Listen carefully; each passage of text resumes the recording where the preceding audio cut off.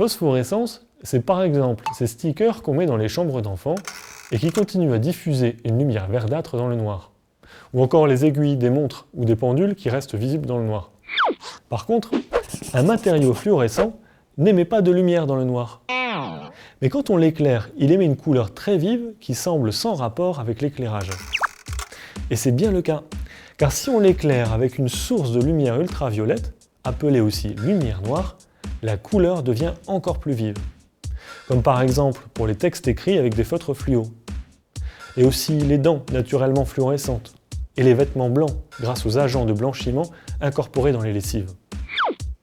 En fait, dans la plupart des cas, c'est bien plus spectaculaire, car l'objet n'est pas fluorescent sous un éclairage normal. Et seule une lampe UV permet de voir la fluorescence.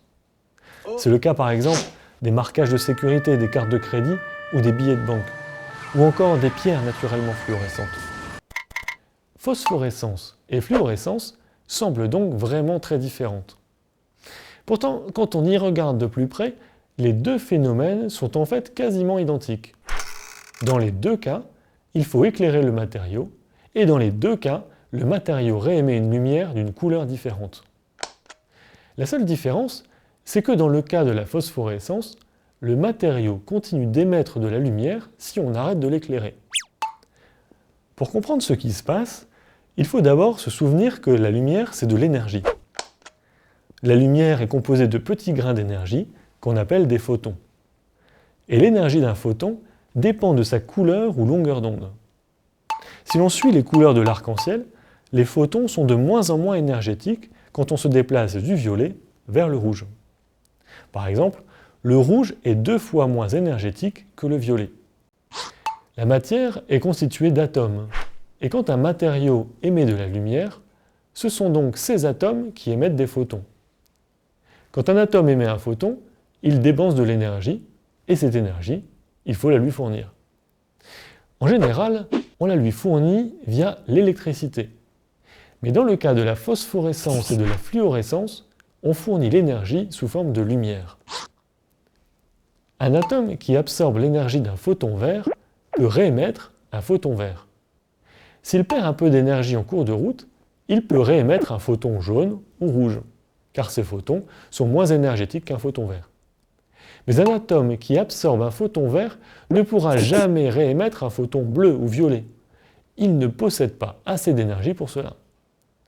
Par contre, un atome qui absorbe un photon ultraviolet pourra réémettre un photon de n'importe quelle couleur visible à l'œil, puisque ces couleurs sont moins énergétiques que l'ultraviolet.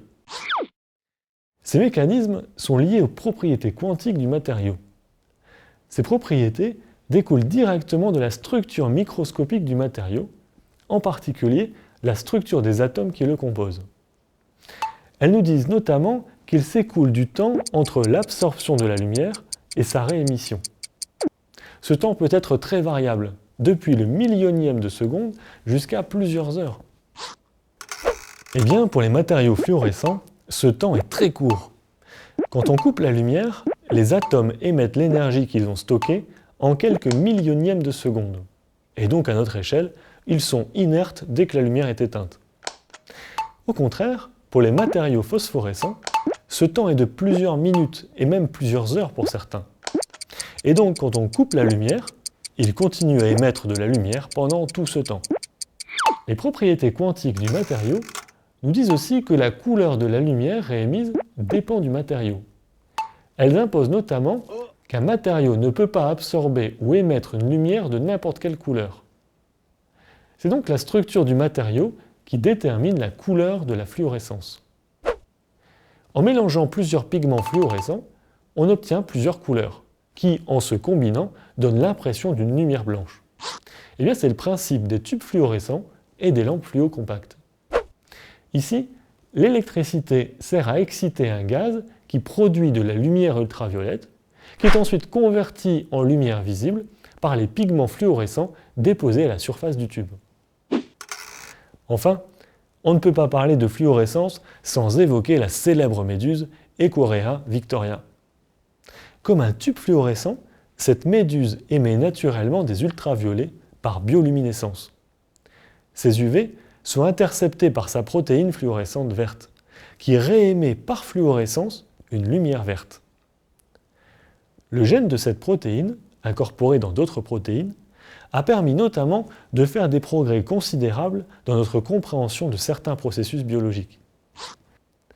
Sa découverte et le développement des applications ont d'ailleurs valu à leurs auteurs le prix Nobel de chimie en 2008.